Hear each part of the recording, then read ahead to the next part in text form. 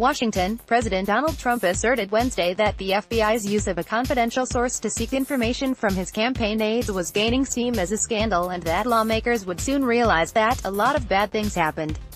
In a series of morning tweets, and later speaking to reporters, Trump assailed what he called spygate, claiming that it could become one of the biggest political scandals in history. The comments were Trump's latest salvo over reports that the FBI used a confidential source in its investigation into Russian interference in the 2016 election. There is no evidence to suggest that the source was inserted into the Trump campaign, as the president has suggested, but the source did seek out and meet Trump campaign advisors. On Twitter, Trump suggested that the tables had turned on those investigating his campaign over possible collusion with Russia, writing, "What goes around, comes around." The president referred to those investigating him as the criminal deep state, claiming they had been caught in a major spy scandal the likes of which this country may never have seen before. As he departed the White House early Wednesday afternoon en route to an event in New York, Trump told reporters, "I hope it's not true, but it looks like it is." The FBI source, longtime Republican and former University of Cambridge professor Stephen Halper, had contact with at least 3 advisors to Trump during the campaign. Trump and his allies have sought to cast that as inappropriate political spying. In his tweets, Trump also quoted Andrew Napolitano, a former New Jersey Superior Court judge and frequent Fox News commentator, saying that "it's clear that they had eyes and ears all over the Trump campaign." Napolitano appeared on Fox. Trump and his aides have derisively used the term deep state to refer to long-serving, unelected officials who they claim are out to undermine his presidency. During a television appearance Tuesday, former Director of National Intelligence James Clapper Jr. said the FBI never spied on the Trump campaign. They were not. They were spying, a term I don't particularly like, on what the Russians were doing, Clapper said during an appearance on ABC's The View to promote a new book. The FBI, Clapper said, was simply trying to answer the question, were the Russians infiltrating, trying to gain access, trying to gain leverage and influence?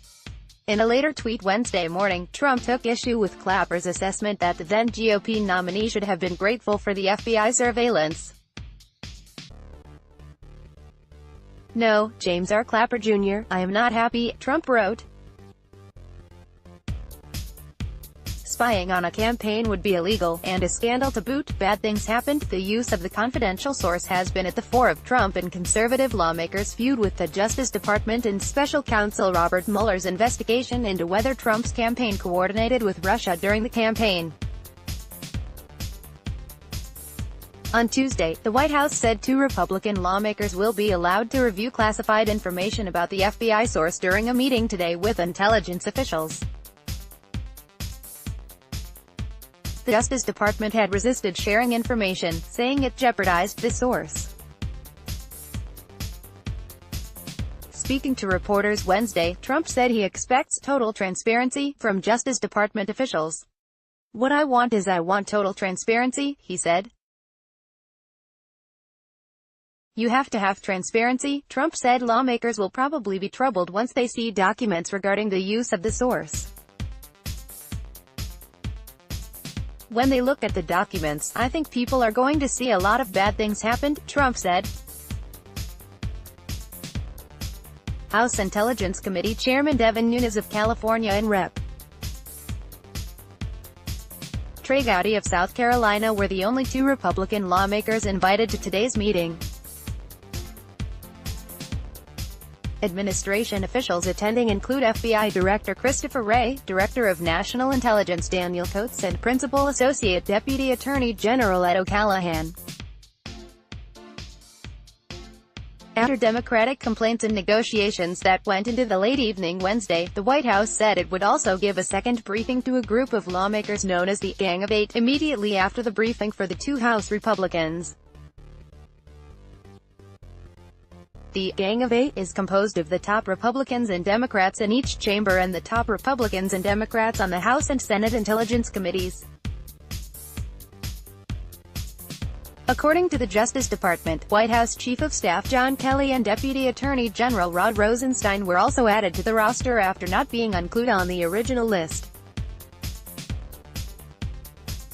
Senate Minority Leader Charles Schumer, DNY, said earlier Wednesday that he and House Minority Leader Nancy Pelosi, D. Califf, plan to send a letter to Ray and Rosenstein requesting that they reconsider meeting with the two GOP lawmakers.